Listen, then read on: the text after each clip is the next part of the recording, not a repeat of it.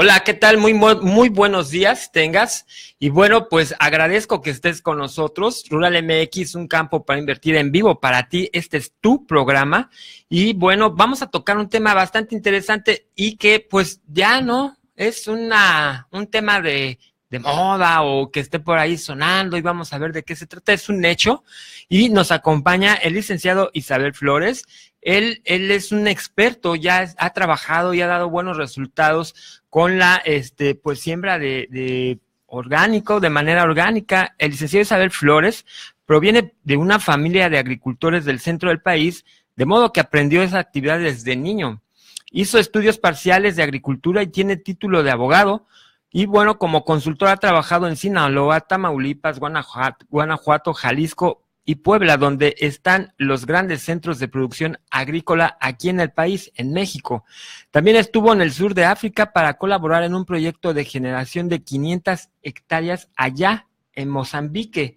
Y ese es el especialista señala que hubo productores que se alejaron de la agricultura orgánica porque en las primeras generaciones de ese conocimiento se requería mucho trabajo y los rendimientos y ganancias pues no resultaban significativos en comparación con el sistema convencional a base de mecanización, agroquímicos e invernaderos. Afirma que en el oriente de Yucatán los cultivos de soya arrojaron del 15 al 20% más de rendimiento con el método que él maneja. Con los cítricos se logró que durante todo el año haya floración y frutos. En maíz se alcanzaron hasta 8 toneladas por hectárea y hay plantas que dieron hasta 5 mazorcas, 3 de ellas aprovechables. En los cocales se aumentó la cantidad de frutos en cada mata y todos ellos son sanos y con calidad de exportación. Las bondades de la agricultura orgánica están a la vista, son comprobables. Él afirma, el licenciado Isabel Flores. Muchísimas gracias, licenciado. Mucho gusto, gracias por invitarme. No, gracias a usted. Con beneplácito lo recibimos aquí en Rural MX, en Radio Yucatán, FM.com, porque nos pareció importante platicar con usted.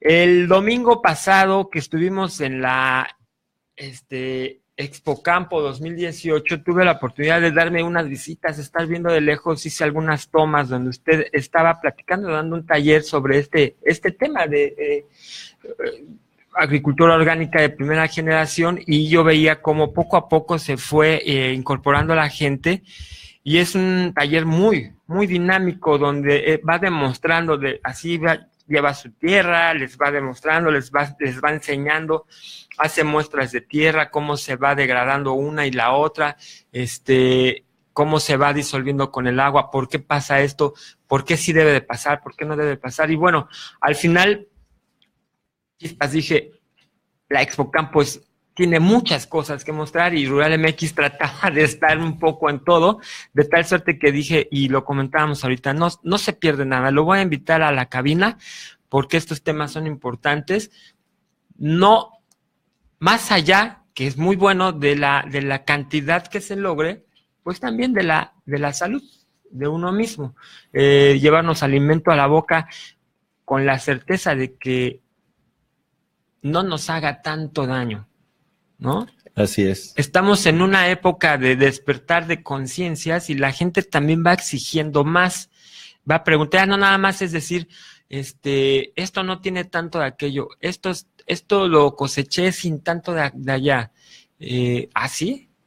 ¿Qué métodos utilizas? Porque la gente va aprendiendo y aunque no lo practique, al menos sabe cuáles son los procesos. Y aquí en Rural MX nos gusta saber, y quienes tienen el conocimiento, pues que lo compartan, y quienes digan, yo quiero aprender, porque ya sea en traspatio, ya sean grandes hectáreas, que de pronto dicen, es que en grandes hectáreas es muy difícil, es una falacia, hoy día, no, ya usted lo demostró en grandes hectáreas, y bueno, para eso estamos aquí.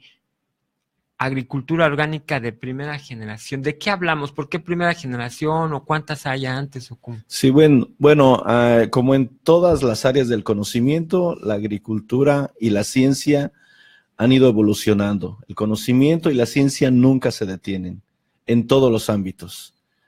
antes nos trasladábamos a pie y luego tirados por caballos y luego vino la carreta y luego el vehículo y ahora ya estamos alcanzando los 400 kilómetros por hora. Así igual ha ido evolucionando la agricultura. Y la agricultura orgánica en sus inicios, a mí me tocó hacer todas las etapas, ¿sí? Desde que nos recomendaban tirar mierda tal cual en el campo, me tocó hacerlo con mi abuelo y mi papá. Y luego pasamos a la composta, y luego pasamos a los humos de lombriz, a los bokashis, y mucho era ensayo y error en ese tiempo en la agricultura orgánica. Por eso siempre aplicaban el insumo este año y el resultado era hasta los 6 meses o hasta el siguiente año, porque no había investigación científica detrás de esto. Y ya se esbozaba esto. Exacto, era ensayo y error, o sea, lo aplicabas y veías si te funcionaba, lo volvías a hacer, y si no funcionaba, pues lo dejabas, ¿no? Pero como no había ciencia, puede que ponías de más o ponías de menos, a veces sacabas un buen resultado, a uno parcial, a veces perdías completamente tu cultivo por no elaborar bien el insumo, por no aplicarlo en el momento adecuado, porque no solo es hacer un buen insumo, sino ponérselo a la planta cuando lo requiere específicamente, o ponérselo a tiempo para que cuando lo necesite, lo tenga para comerlo. Entonces, la falta de investigación hacía que la agricultura orgánica no tuviera los resultados igual que la agricultura convencional. Y muchos agricultores, me tocó experimentarlo en carne propia con mi padre y con muchos conocidos, de que trataban de hacer agricultura orgánica y luego la abandonaban porque perdían su cosecha, así en casos extremos. Y decían, no, yo me regreso al convencional porque esto no funciona. Pero no funcionaba, no sabíamos por qué no funcionaba. Y cuando funcionaba, tampoco sabíamos por qué funcionaba. ¿En qué momento se iba registrando poco a poco todo Exacto, exacto. O sea, era ensayo y error, ensayo y error, ensayo y error, y eran resultados muy, muy, muy bajos, ¿sí? Entonces, conforme fue avanzando la ciencia, los últimos años se ha hecho investigación a los niveles de las grandes compañías transnacionales en agricultura orgánica. Te menciono, ahorita el análisis de suelo lo estamos haciendo al microscopio electrónico, que no se hace normalmente ni en convencional. Si lees al microscopio electrónico te das cuenta de todo lo que tienes en tu suelo, pero el microscopio electrónico no nomás te dice qué hay en tu suelo, te dice qué minerales hay en el aire que está dentro de tu suelo.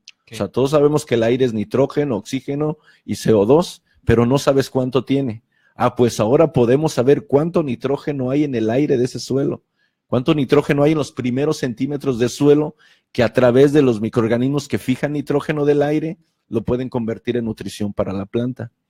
Mira, yo tengo una gran alegría de estar ahora acá en Yucatán, yo soy del centro del país. ¿De qué parte? Del parte del Bajío. ¿Qué?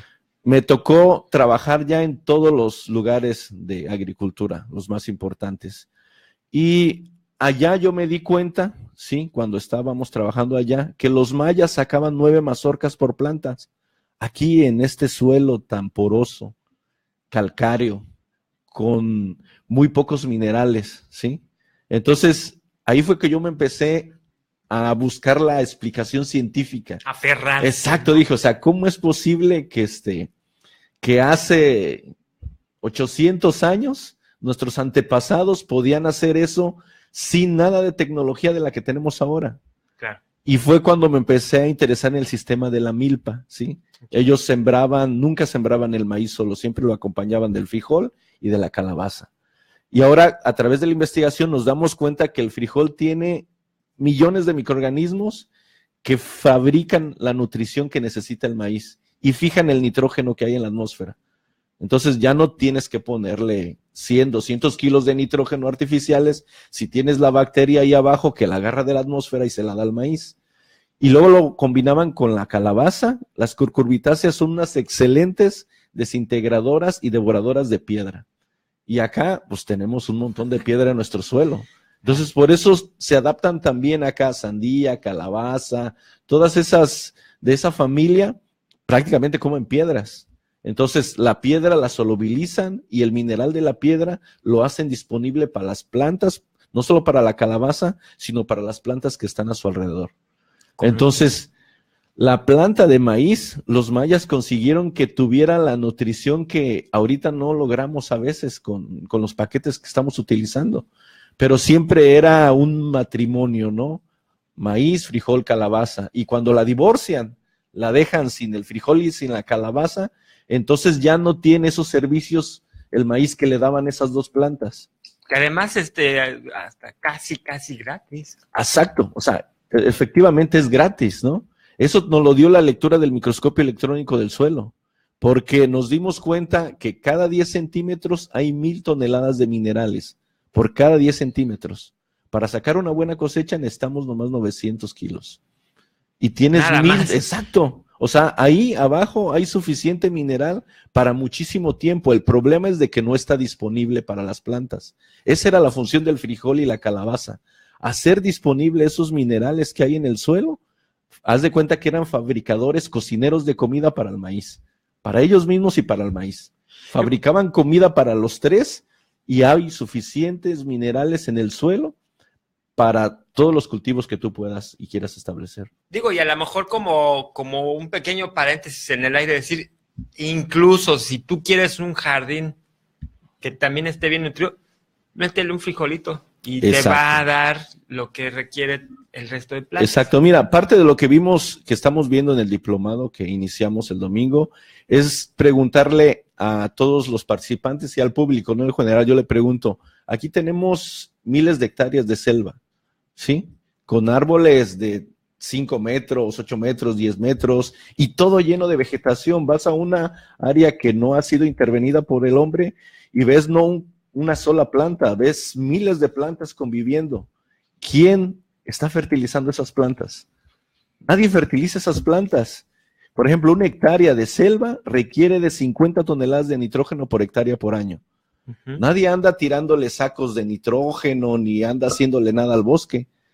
El mismo suelo de bosque es un suelo tan fértil y tiene grupos complejos de microorganismos que fabrican todo ese mineral que requiere el bosque.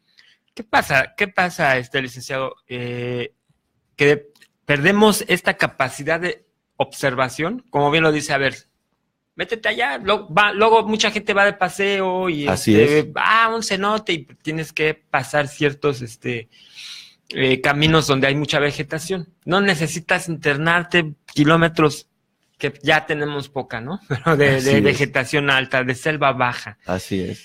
Pero de pronto no se detiene la gente en el quién está dando todo esto. ¿Sí? ¿Quién fertiliza esas áreas? No, tira y vamos a colocarle. Exacto. Sí, ya está. Exacto. Eso fue lo que los mayas potencializaron para tener 9 mazorcas por planta. O sea, observaron. Y ahorita llegamos a ¿cuántas? Una, cuando mucho 2. Si bien y pequeñas. 3, ¿no? Sí, no. O sea, los mayas fueron los mejores agricultores de la historia. O sea, ellos observaron qué estaba pasando y vieron la manera de potencializarlo y hacer que produciera más su suelo. Es la convivencia natural. Exacto. O sea, la ventaja de la última generación lo que hace es copiar lo que hace el bosque de manera natural, que fue la práctica que hicimos el domingo. Okay. O sea, esos microorganismos, ese suelo de bosque, se puede cultivar y se puede multiplicar. Y luego lo pasamos a producto líquido para que riegues la fertilidad de tu suelo. O sea, ya con la última generación y con los avances científicos, ya no estamos adivinando. Ya entendimos el ciclo mineral, microbiológico que hay en el suelo. Y ahora lo podemos potencializar, multiplicar y aplicarlo donde nosotros queramos. Donde quiera, siempre y cuando haya vida vegetal. Jardín, cultivo, en cualquier parte de suelo donde lo pongas. Haz de cuenta que aceleras el ciclo. Lo que al bosque le toma 100 años, puedes acelerarlo en 1 año. Tu propio laboratorio. Exacto.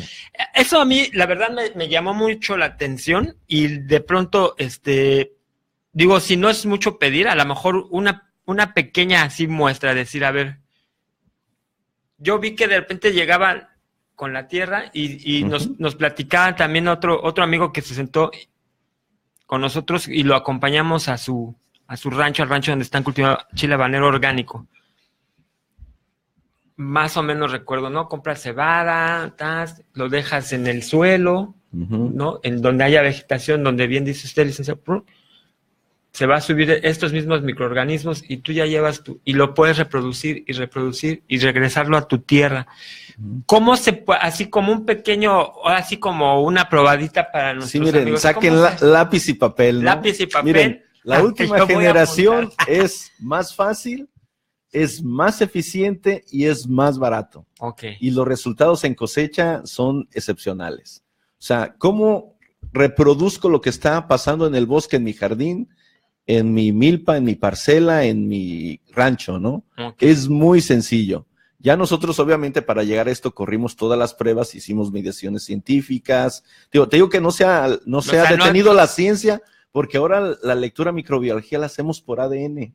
Sí, o sea, sí, exacto. Ya exacto. Ya no es una vacilada. Exacto, ya no es que se me ocurrió. Estoy seguro que es así. No, ya está o sea, científicamente todo comprobado. tiene un respaldo científico para llegar a estos resultados. Entonces, siempre que vas al bosque hay hoja seca arriba y a veces si le has escarbado hay como hojas desbaratándose llena de hongos verdes, blancos, todo eso. Como musguillo ahí, negro, ¿no? Exacto. Hemos leído ahí hasta 300 microorganismos por centímetro cúbico.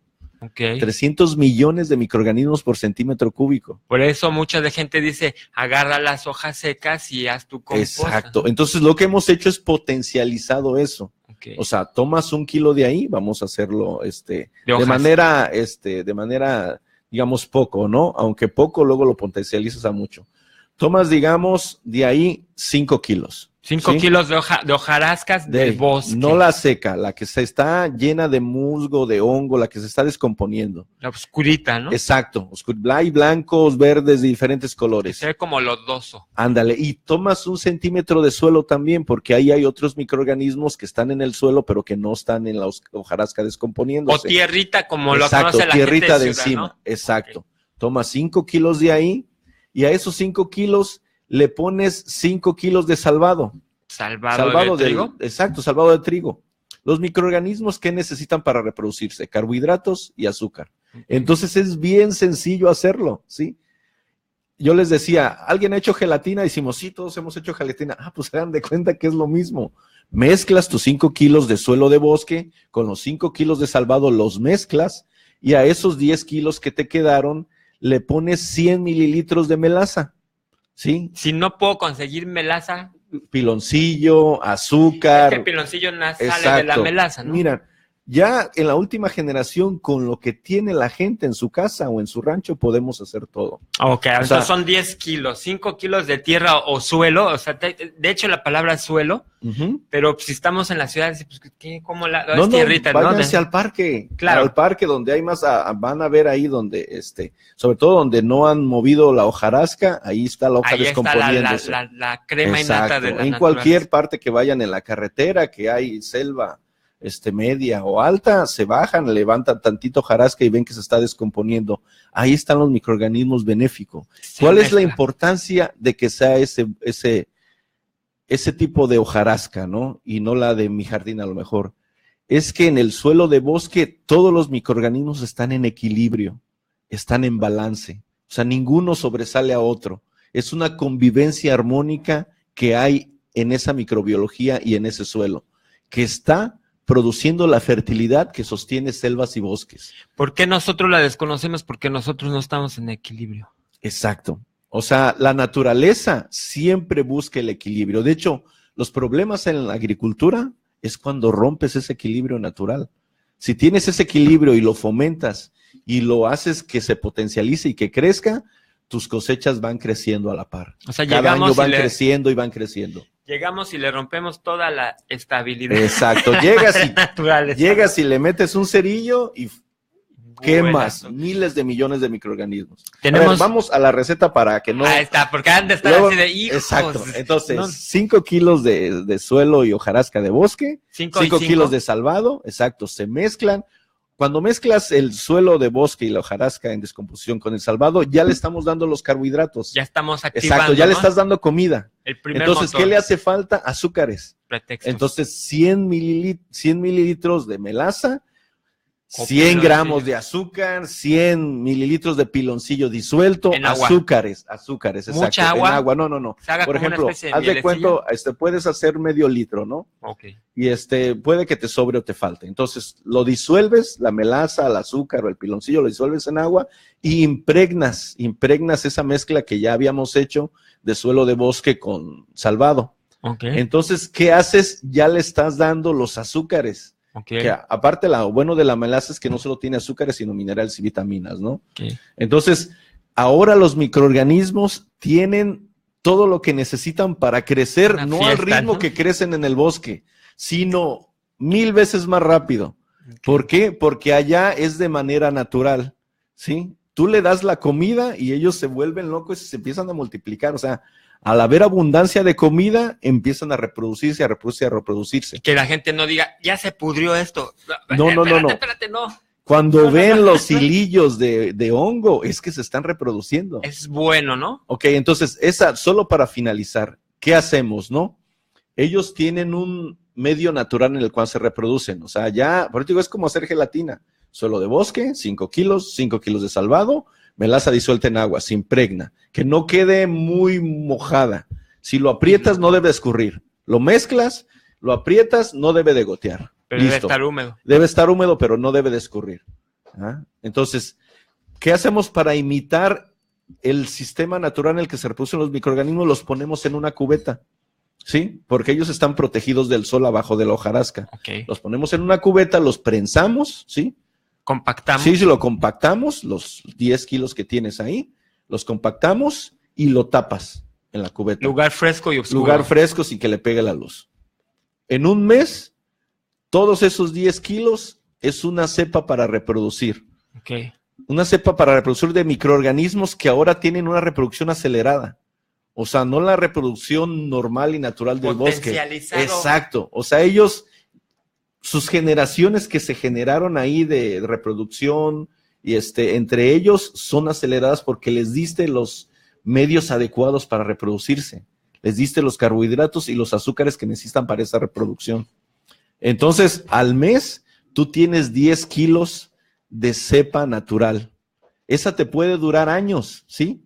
O sea, si tú la quieres usar, al siguiente día la puedes usar del mes. Si la puedes quieres usar en 6 meses, usar en 6 meses. Si la puedes usar en un año, en 5 años. O sea, ahí lo tengo. En de ahí cubeta. Puedo ir sacando y nada más metiendo más melaza. Exacto. O sea, bueno, ahorita les voy a explicar cómo se activa, ¿no? Entonces, lo bueno de esto es que tienes tu cepa de microorganismos de bosques en tu casa o en tu rancho para usarlos cuando tú quieras. Ese era el problema con las primeras generaciones, que no... Ya lo gastaban. Exacto, tenías que gastarlo. Si no lo gastabas, se te muere, se pudre, ya no sirve. O sea... Pero es falso. Exacto. Gracias a la investigación, ahora podemos hacer esto, ¿sí? Entonces, tenemos ahora 10 kilos de producto, ¿sí? Para que vean el potencial de esto. Con 5 kilos, o sea, con la mitad de esa cepa, podemos hacer 1000 litros de fertilizante orgánico. Ahí está. A ver, es que usted se está poniendo bien. Bueno, hasta nuestro querido Omar está aquí así de... Miren, o sea, les pongo un ejemplo. Vamos a hacer esto. ¿Nos quedamos en 1000 litros? Así es. 1000 litros. Con 5 kilos de esa cepa de microorganismos de bosque que hicimos. 1000 litros de de fertilizante líquido. Vamos a un corte musical porque te vamos a obligar a quedarte. En el siguiente bloque vamos a continuar con esto. ¿Cómo se hace? ¿Cómo se hace? ¿Cómo se convierte? Ya tienes la primera parte. No te despegues. ¿Qué canción nos vas a regalar, Omar? A ti, no. Delgaditas, algo así de Antonio Aguilar. Regresamos, no te despegues porque yo ya me emocioné. Vamos al menos en mi jardín, pero para los que están produciendo en orgánico, en su traspatio o en grandes cantidades, esta es una probadita de lo que nuestro querido invitado sabe e incluso da cursos. Regresamos en un momento.